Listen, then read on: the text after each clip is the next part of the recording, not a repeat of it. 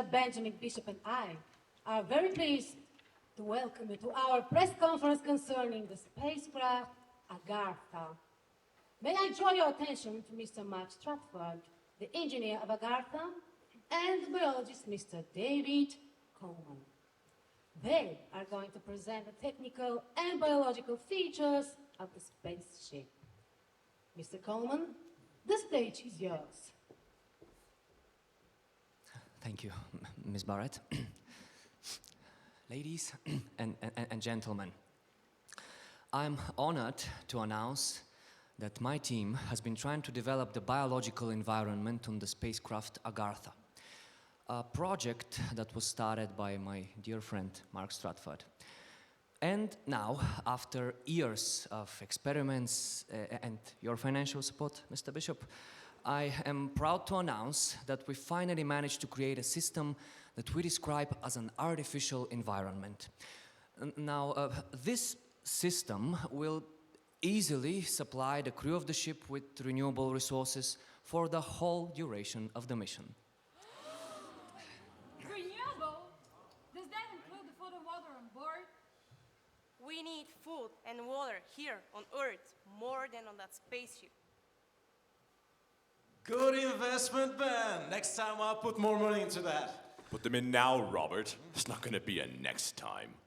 Gentlemen, please. I apologize, Mr. Coleman. Please continue. These biological conditions, combined with the artificial gravitational field of Agartha, can guarantee the success in the mission of colonizing space. We can travel on Agartha until we find a planet identical to Earth, even if it takes us centuries. Centuries? What about the physical time?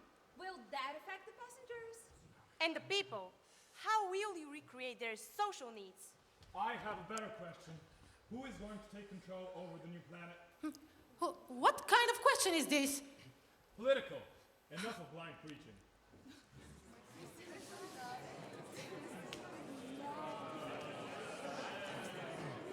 Enough! Ladies and gentlemen, I don't want to be rude. You shouldn't either. Let the man finish. Thank you, Mr. Bishop, but that is all I had to say. You haven't answered a single question. May I invite you, Mr. Stratford? Yeah. Thank you.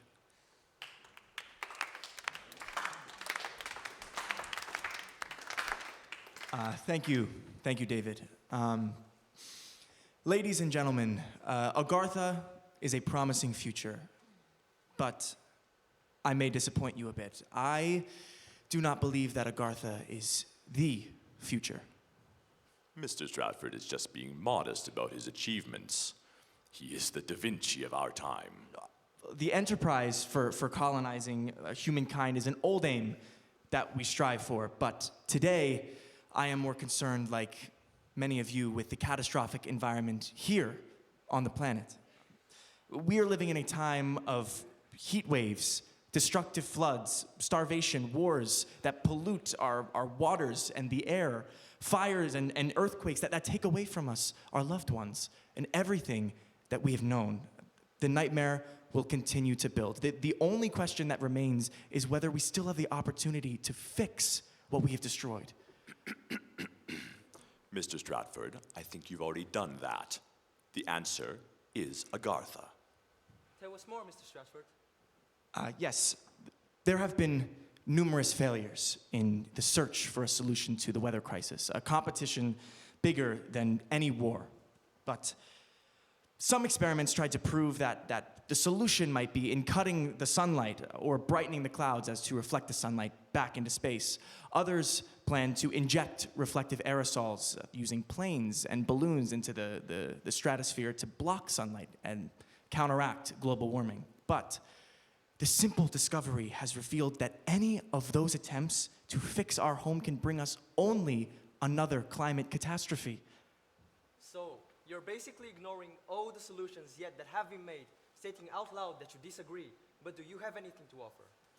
Yes, I am offering you a plan called Artificial Lakes. The plan involves us all, with a single winner humanity. We could connect the seas, the oceans, the biggest oceans or lakes and rivers into a large pipeline system that will transport the collected water to the driest regions of the planet. The idea is together to create artificial lakes that not only will offer the locals a new opportunity to grow food and collect fresh water, but also will have the powerful impact over the urgent need to decrease the global temperature. By using all of our knowledge and discoveries, we must limit our footprint on the Earth's resources. We must end our fossil fuel addiction. We must start choosing our priorities, things like our food, growing a tree, decreasing carbon dioxide are all steps to a great long-term improvement in the way that we live. And this is all just a simple answer to your usual question of what must I do to help? Each of you can make a little change in your life that will lead us all together to a greater change. And the key to that is our need to partner with the Earth.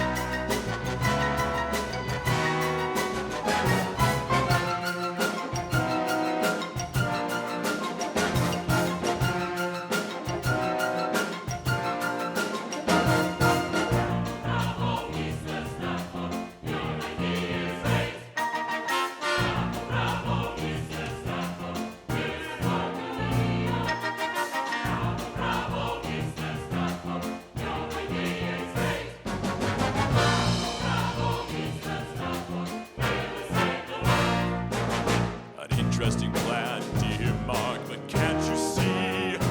This plan is insufficient, sluggish and wasteful. We don't have time to make a new start. Please look around. Do you have a better plan? Let us know. Yes, I have a better plan to evacuate the Earth.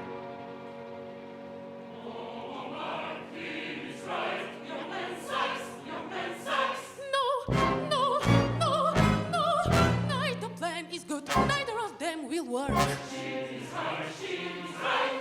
What kind of madness is this? Manifestly, we've lost our minds. God, please forgive us, forgive our blindness. God can't save you. Listen to me. We don't have a future on this poor planet. Remember my words, you bleeding souls. The judgment day is here. We can evacuate the Earth. You know it better than me. We have potential here. Effort is what we need. Dear naive boy, I'll tell you, and that's final. Be a realist and forget your dreams. Your efforts are useless. Find another way for yourself.